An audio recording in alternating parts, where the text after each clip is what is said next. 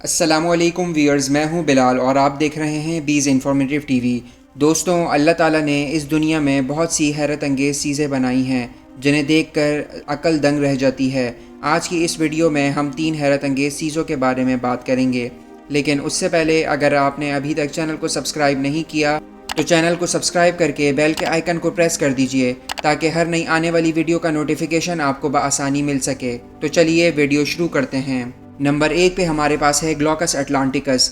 گلوکس اٹلانٹکس بالکل ایلین کی طرح دکھتا ہے۔ یہ ایک خاص قسم کا سمندری جانور ہے جسے بلو اینجل کہتے ہیں۔ یہ عجیب سی مخلوق جتنی خوبصورت ہے اتنی ہی نایاب بھی ہے، اور یہ صرف جنوبی افریقہ اور آسٹریلیا کے ساحل پر پایا جاتا ہے۔ اس کی اپنی طرف متوجہ کرنے والی قوت کو دیکھ کر ہمیں اللہ تعالیٰ اور اس کی قدرت کا اندازہ ہوتا ہے کہ وہ کتنا عظیم ہے۔ بلو اینجل ایک گوشت خور ہے اور دیگر زہریلے سمندری جانوروں جیسے پرتگیز مین او وار، جسے مین آف وار بھی کہتے ہیں، اس کا شکار کرتا ہے اور اسے کھاتا ہے۔ اس کے جسم میں اللہ تعالیٰ نے مخصوص تھیلے بنائے ہیں جن میں یہ اپنے شکار سے زہر جمع کرتا ہے اور پھر اس زہر کو خالص بناتا ہے اور پھر اپنے اگلے شکار پر اس زہر کا استعمال کر کے اس کا شکار کرتا ہے۔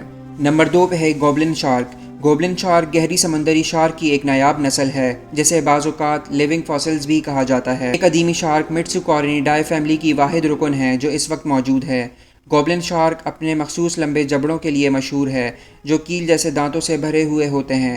ان کے اندر ایک خصوصیت یہ بھی ہوتی ہے کہ یہ اپنے شکار سے نکلنے والی برقی دھاروں کا پتہ لگا کر ان تک بآسانی پہنچ کر بہت تیزی سے ان کا شکار کر لیتی ہے۔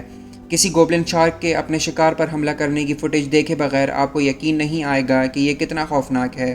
نمبر 3 پہ ہے ٹارڈیگریڈز۔ ٹارڈیگریڈز ایک مائکرو آرگینزم ہیں جو آؤٹر اسپیس میں بھی سروائیو کر سکتا ہے۔